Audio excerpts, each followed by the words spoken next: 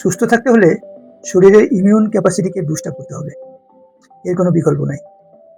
তো শরীরের immune capacity কীভাবে বুস্ট আপ করবো, এটা এমন একটি বিষয় যে এটা কোনো মেডিসিন নাই, এটা বুস্ট আপ ডোজ খেয়ে দিলাম আর শরীরে ইমিউন বুস্ট আপ করে ফেললাম। তাহলে উপায় হলো যে এই 24 ঘন্টার জীবনের মধ্যে 24 ঘন্টার মধ্যে আপনাকে শারীরিক অ্যাক্টিভ থাকতে হবে বেশ কিছু সময়, অন্তত 1-1.5 ঘন্টা বা আরও বেশি শরীরকে অ্যাক্টিভ রাখতে হবে। কীভাবে? বিভিন্ন কাজকর্মের মাধ্যমে বা খেলাধুলার মাধ্যমে, হাঁটার মাধ্যমে, অথবা আপনার হালকা এক্সারসাইজ করতে হবে। সে এটা ফ্রি হ্যান্ড এক্সারসাইজ হোক, বা আপনি যদি আপনার যদি স্বাস্থ্য ভালো থাকে তাহলে আপনি ইনস্ট্রুমেন্ট ইউজ করতে পারেন, বাট এক্সারসাইজ করতেই হবে।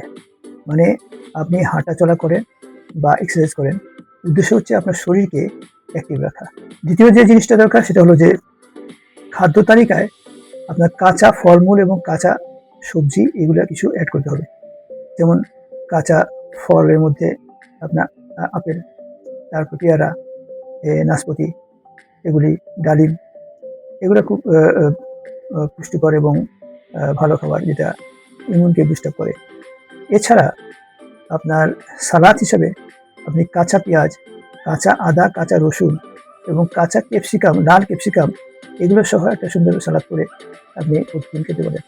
এটার মধ্যে অনেক ইমিউন ক্যাপাবিলিটি বুস্ট আপ করার মতো ব্যবস্থা আছে। এছাড়া যে সকল খাদ্যের মধ্যে অ্যান্টি অক্সিডেন্ট বেশি থাকে, এটা খুঁজে সেসবগুলো খাইতে হবে। যেমন কিছু আছে যে কাঠবাদাম, তারপরে আপনার আখরোট, এগুলোর মধ্যে প্রচুর অ্যান্টি অক্সিডেন্ট আছে। লেবু, তারপরে শশা, এই জাতীয় কিছু আছে। এবং এছাড়া আরও যেগুলো তালাশ করে দেখতে হবে যে আপনার জন্য যেটা প্রযোজ্য, সেই ধরনের কিছু অ্যান্টি অক্সিডেন্ট বেশি থাকে সেই সব জাতীয় খাবার বেশি খেতে হবে।